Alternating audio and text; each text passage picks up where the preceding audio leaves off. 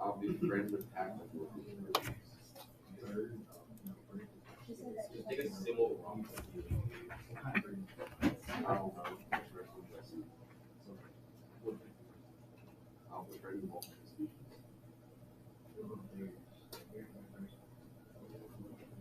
I'll just like to I just really want like we'll see each other.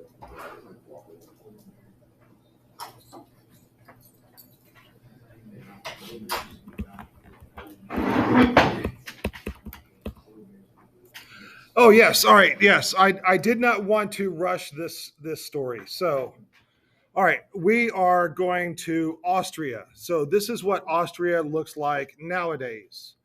But in the 1850s, Austria was a big deal. Austria was one of the major powers of Europe, and it was even one of the European superpowers. So this guy right here, Archduke Ferdinand Maximilian, he did a good job at modernizing the Austrian Navy, but otherwise, he's an incompetent leader. And do you see that dark green portion of Austria? He was so ineffectual and so incompetent that he lost that area to Italy. All right. So, a sign like, especially when we were talking about the Roman leaders, like the Roman emperors, they really tried to expand the empire. And if you're not expanding the empire, if you're not gaining more territory during your reign, then you are a bad leader. Well, he like not only didn't gain any territory, and I know we're comparing apples and oranges with Roman dictators in the 1850s, but he lost a significant portion of his country to another country. So he does a terrible job running that Lombardy or Lombardy Venetia. By the way, what does Venetia sound like? Venice, right? And that's the area that Venice is in. And we know Venice to be, completely Italian, right?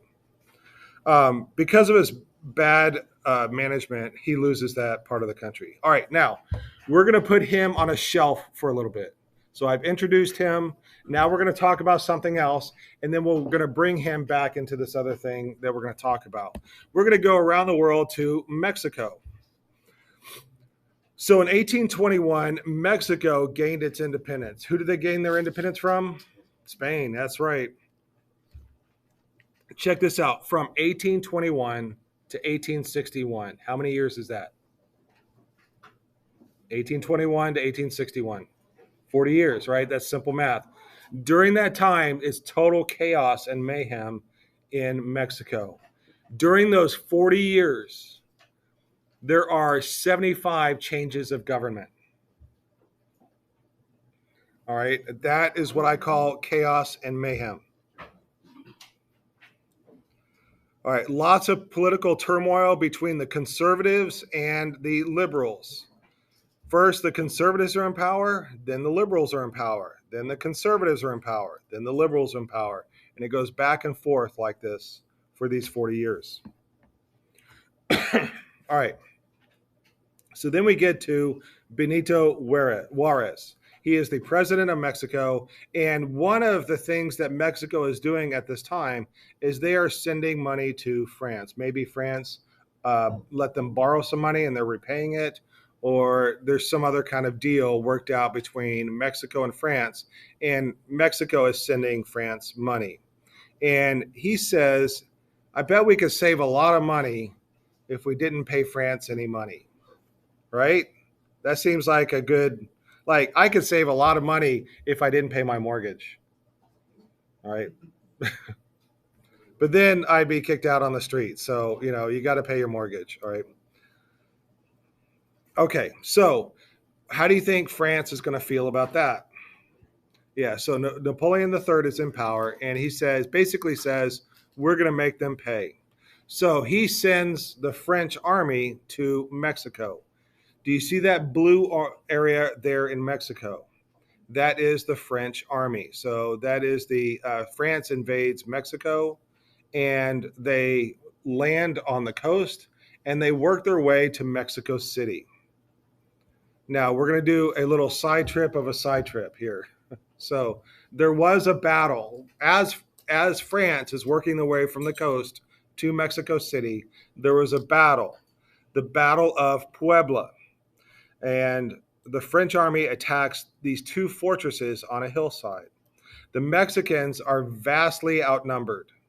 This is a David and Goliath situation, with the Mexicans being David and the French being Goliath. The French have a much better army than the Mexicans. But the Mexicans are able to hold their own. They're able, like the French, make multiple attacks on these two fortresses, and they're able to keep the French at bay. And when the French were exhausted, a Mexican counterattack routed the French. So at the end of the battle, the Mexicans had 200 casualties, and the French had more than 700 casualties. All right, it is this battle. This battle occurred on Cinco de Mayo. So this is like, when we have these like Cinco de Mayo celebrations at restaurants and stuff like that, that's what this is referring to. And when people are asked, what is Cinco de Mayo, a lot of people mistakenly say it was when Mexico gained its independence, and that it comes from this little battle between the Mexican army and the French, while the French are on their way to the Mexico City. All right.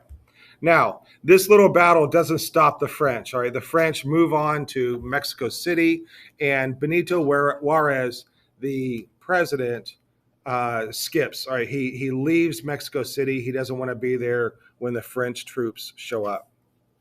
All right, so now there is no leader in Mexico City. The president of Mexico is on the run, and so they decide the conservatives of Mexico and the French decide to put as president of Mexico Ferdinand Maximilian from Austria, the guy that lost his portion of the country to Italy, the guy I introduced to you in the middle. The reason why is that he is an aristocrat, and the aristocrats of Mexico want an aristocrat in as president, because he will pass laws favorable to the aristocrats. Does that make sense? Juarez is pro regular people. He's pro poor. He wants the poor people to get the benefits of laws. The conservatives want aristocrats to get the benefits of laws. Napoleon III also wants to put Ferdinand in power in Mexico because he thinks he can control Mexico through Ferdinand. But Ferdinand starts passing laws that are beneficial to the poor. He's not doing what the conservatives put him in power to do. He's not doing what Napoleon III put him in power to do. So he's pissed off Napoleon III. He's pissed off the conservatives, and he's pissed off Benito Juarez, because Benito Juarez should be the president. All right, so nobody likes him. And one of the consequences of this is that France no longer gives him their troops. So now he's a president without an army. So he is then chased back out of Mexico City. He flees to a nearby villa, and the Mexican army surrounds the villa, and he is starved out, and he is arrested. And he surrenders, and then he is executed. And just before he's executed, he says, "Viva Mexico." And he's executed with two of his generals.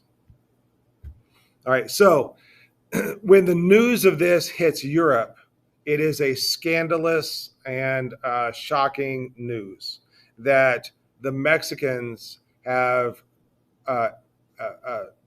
executed a European leader. All right, So he's been executed. So now we're going to go to the painting of the execution of Emperor Maximilian. So this gives you a sense of the size of the artwork, and then we can take a look at the artwork. The soldiers are very close to the viewer. That makes the viewer feel like we're a part of the action. There was a scandal about this painting, and this painting was not exhibited. Manet did not like Napoleon III, and he painted this to embarrass Napoleon III. Napoleon III had orchestrated all of this that ended in fiasco. So it is an embarrassment to Napoleon III. All right, he painted 4 different versions of it. One of the versions has been cut up and sold as pieces. This version right here is the first version of it, and notice how different it is. And when Manet painted this, news hadn't gotten to Europe as quickly as it does now. Like, something happens in one part of the world, the internet blows up, and you can see it almost instantly. So the news that it happened hit Europe, but the pictures of, the details hadn't hit Europe until later. So when he painted this, he didn't know what the soldiers were wearing. And when he did eventually find out what the soldiers were wearing, then he changed the painting to this. All right. There's a term in art, or there's a term called coup de grace. It means the finishing strike. So the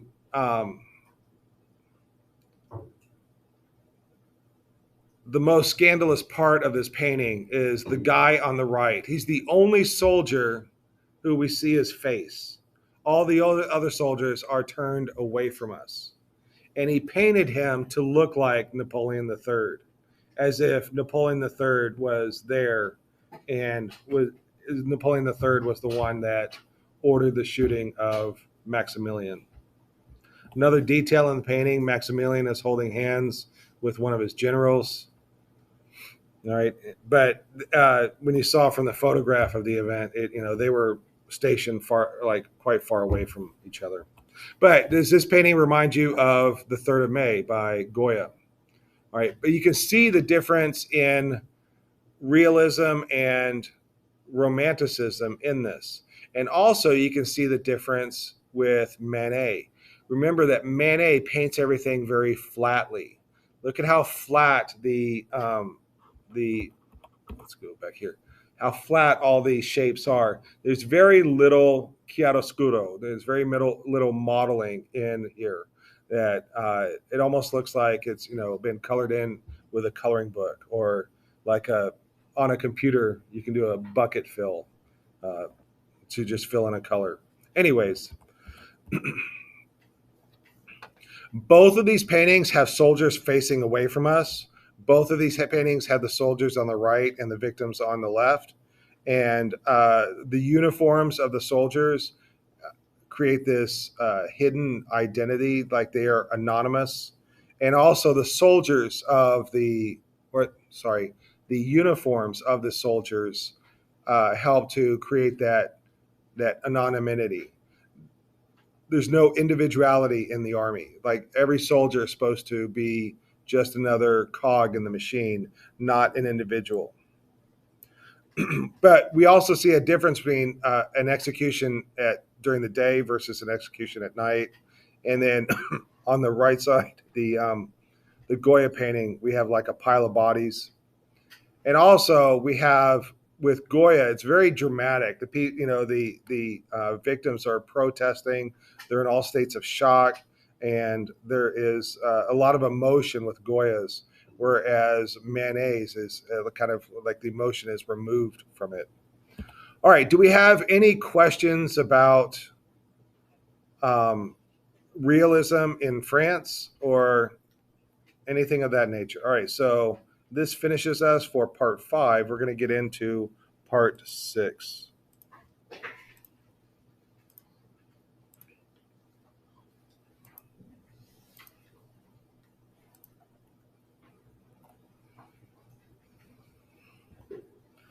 All right, so much art history and never enough time to cover it all. So let's go run through the art museum. We are still in chapter 7, and this is going to be our final section of chapter 7. We are still discussing realism, whereas before we were discussing realism in France. Now we're going to go to America. All right, our first person that we're going to look at is Winslow Homer.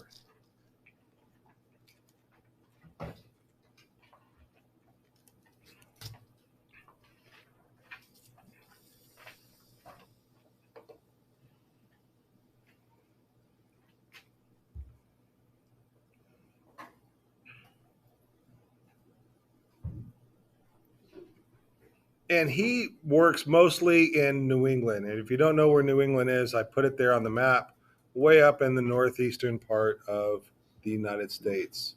He was an illustrator for Harper's Weekly. And what I told you about with photography, so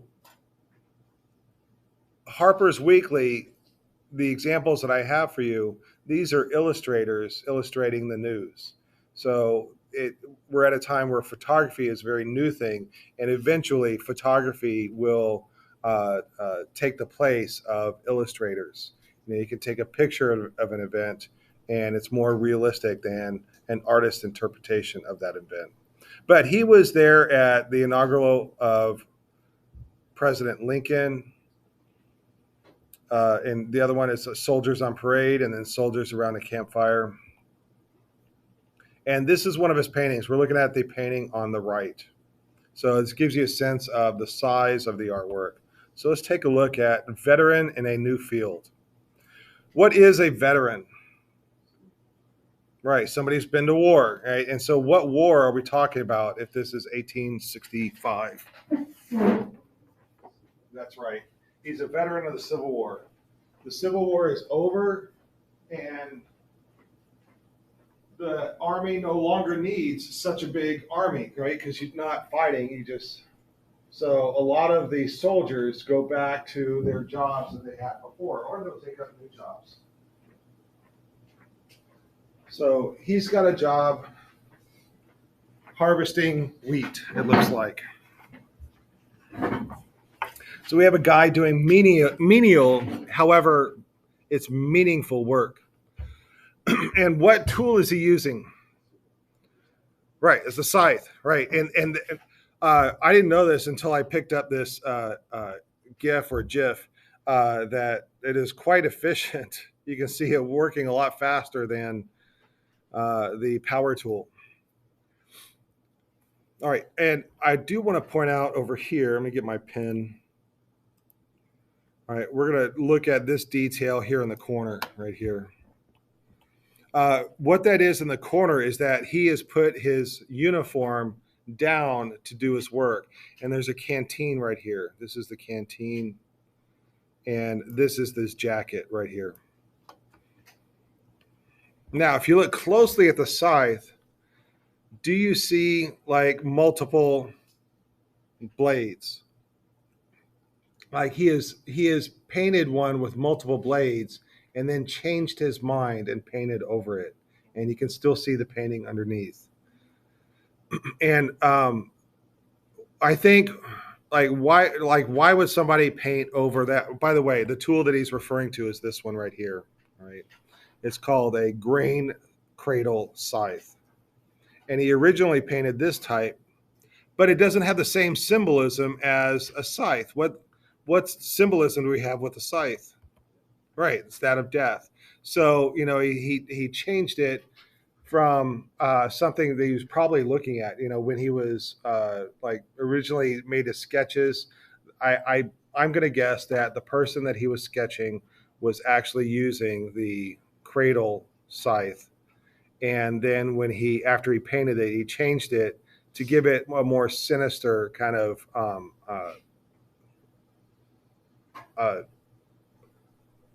feeling to it, to reference that he was a soldier. He did deal in death, and now he's back at his work. So he could be a bit I guess, dangerous. Anyways, this is very similar to the Stonebreakers, doing this menial work. But again, realism is real people doing real things in real places. However, I think in Europe, especially with Courbet and Millet, you have much more of a tension between the haves and the have-nots. All right, so let's take a look at this one right here, the Gulf Stream. All right, so back to this Gulf Stream. What I like about the era that we're getting into in art history is we're getting into photography, and here we can have an image of the artist with his artwork. And so I can now show you how large the artwork is, but also show you the artist with the artwork. All right, so what is the Gulf Stream? Basically, it is an ocean current. And kind of how it works is like the wind blows. Let's see, let me get my pen. The wind blows from Africa and it blows from east to west. And it pushes the water into the Gulf of Mexico. And then the current that will then push its way to the northern sea in north of Europe. And then it will make its way back this way. So there's this kind of curving motion around in the Gulf Stream. If you watch Finding Nemo, they use the Gulf Stream to travel from one place to another, although I don't think it looks as dramatic as it does in the movie, but that's kind of how it works. All right, so that explains the Gulf Stream. So in this painting, we have this boat that, and this is a very desperate situation. We got a guy alone on this boat. His mast is broken, so he has no way to sail. And the sail itself is falling off into the ocean. And a storm is coming his way. And he's got sharks all surrounded around him. There's a ship in the distance, way back here. And this is a good example of the struggle of man versus nature. And we can really see the power of nature in here. This can also be a reference to slavery at the time, or a reference to colonialism. But I've always liked this painting. He's got sugar cane. This is what these the green stalks are. That is sugar cane. So he doesn't have much left to eat. All right, moving on. Oh, one thing about Homer is that, like, this one is kind of atypical of his artwork. A lot of his paintings are more nautical in nature. Like this one right here, the fog warning, right? This guy is out in a boat and he's got these massive fish with him, and his ship is way over here in the distance, and he's trying to get, excuse me, he's trying to get back to his ship. But there's a fog horn, all right? A fog warning has sounded, and that means the fog is rolling in. If the fog hits before he gets back to the ship, he won't see the ship. He won't know which way to go, and the ship won't be able to find him. So he's in a desperate situation. All right, any questions about Winslow Homer? All right, one of my favorite artists right here is Thomas Eakins.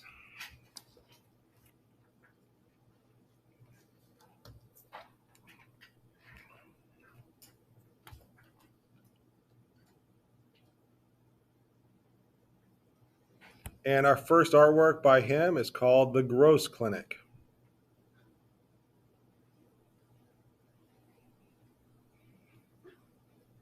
Any medical students in here? Anybody going into the medical field?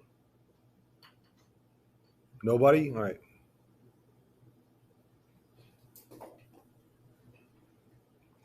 Okay, so this is our Gross Clinic. This will show you how large this painting is. And this is our Gross Clinic. Basically, it's a doctor performing a surgery. At this time, surgeries are performed at home, and hospitals are for poor people.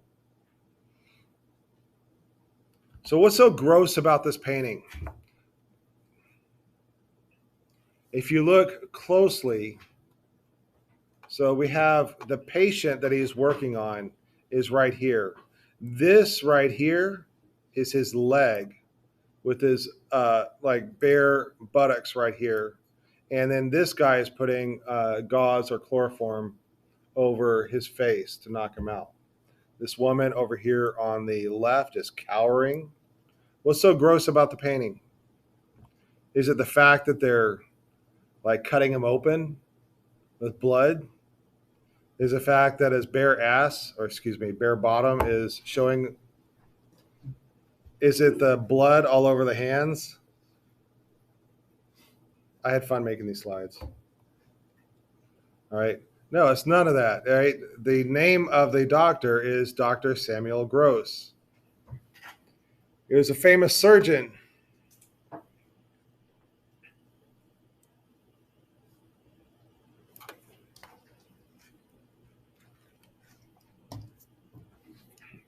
He's one of the most famous surgeons in the world.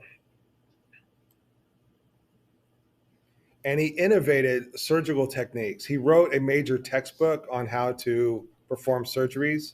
And he is teaching a medical class at Jefferson Medical College in Philadelphia. And Akins attended these classes. So, Dr. Gross is performing a surgery in a teaching theater. The light is coming in through a skylight, and during this time, surgeries are only done at noon because that is when the light comes in through the skylight. There is no electrical lights to help illuminate what is going on.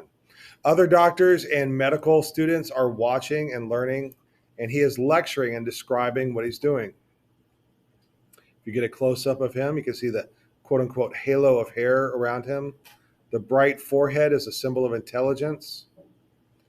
And this is a boy, it's probably like an 8-year-old boy, is lying on his side on the surgical table. That I showed you before, this guy's using gauze to keep him under. He's an anesthesiologist. This painting is showing new advancements in surgery. Anesthesia is a new thing in the world. Prior to anesthesia, there's no dulling of the pain when you're having surgery. You got a group of people holding you down as you're writhing around in pain, and they're trying to cut you open, all right, and fix whatever's wrong with you.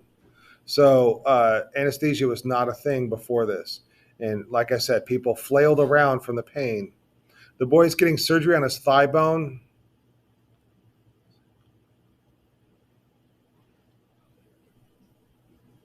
And now, because of what we know about bone renewal, it won't be amputated. 10 years before, his leg would have been amputated. All right, but some things in this painting are not modern. For example, Gross is wearing a suit instead of scrubs. But actually, at this time, scrubs were a thing, but Samuel Gross decided not to wear scrubs during surgery because he was old school like that. So he was doing some things that were cutting edge and very new, and then some things he was doing traditionally, like wearing a suit to perform a surgery. All right. The blood on his hand is what got this painting banned or removed from the exhibition. So it was going to go on display with other artworks, and the grossness of the blood on the hand is what got it removed. And the patient mother, perhaps, all right, she's horrified. She's probably anticipating the reaction of the audiences. So this painting was going to be on show at the World's Fair, but instead of being displayed with all of the other artworks, it went on display in a medical exhibition. So it was an exhibition of medical devices, and the painting was there on display with that. All right, and then Akins, like I said, he attended these classes. He painted himself in this painting. All right, so now we're going to go to the Agnew Clinic. And here we get a sense of how large this painting is. And basically, it's the same painting. It's a doctor performing a surgery, and he is teaching other doctors and other medical students about how to do a surgery. And he has just finished the surgery, steps back to lecture. All right, and all the people that are in here have been identified. And if we get a close up of the surgery, they are working on her breast. So they're performing a mastectomy. This is a surgery for cancer. All right, and you can see that cone over her face. He is administering the anesthesia. Over in the corner, we have Thomas Akins. He painted himself in the picture. He attends these classes. And then we have a very different reaction from the women in the two paintings. The horrified mother in the first painting, and then we have the very stoic and professional reaction of the nurse in the Agnew Clinic. And Agnew had the same celebrity status as Gross, right? And this painting was painted, I think, 14 years later. Let's see, 1889, 75. 14 years? Is that right? Yeah. Nice. It was painted 14 years later. And Agnew didn't want the same scandal that the Gross Clinic had. All right, because the Gross Clinic was not shown with the others. So he asked Akins not to show him with bloody hands. So this is an unrealistic depiction of him. He would have been bloody. All right, and then another new device or a new technology in surgery. You can see that little tray of sterilization bath. That's where they would put their tools in the sterilization bath, so as not to have germs on the tools as they're performing their surgeries. We got 6 minutes left. Okay. So the Gross Clinic is much darker than the Agnew Clinic, but that's from the wishes of Agnew. All right, we're going to very lightly skip over this painting right here. Very common to do skinny dipping in the 1800s. In fact, when I went to summer camp in the 70s, I went to an all-boys camp, and skinny dipping was a thing there. So, even up into the 70s, you can't get away with that now. But anyways, I've got 3 little short stories for you from Thomas Akins. The first story is that he is an art professor at the Philadelphia College, and he's teaching a life drawing class. This is where you have a live nude model in front of students that are drawing the live nude model. At this time, it's okay to have a nude female model for men. It's okay to have a nude female model for women. It's okay to have a nude male model for men. It's not okay to have a nude male model for women. If a nude male model, or if the women are drawing a male model, he is wearing some sort of a loincloth, all right, to cover up his genitalia. But anyways, during one session, we had a female nude model, and both male and female students were in presence, which is very rare and very progressive to have male and female students in a life drawing class in a college. She was wearing a bracelet, and Akins became enraged, and he stormed over to the model, forcibly removed her bracelet, and threw it across the room.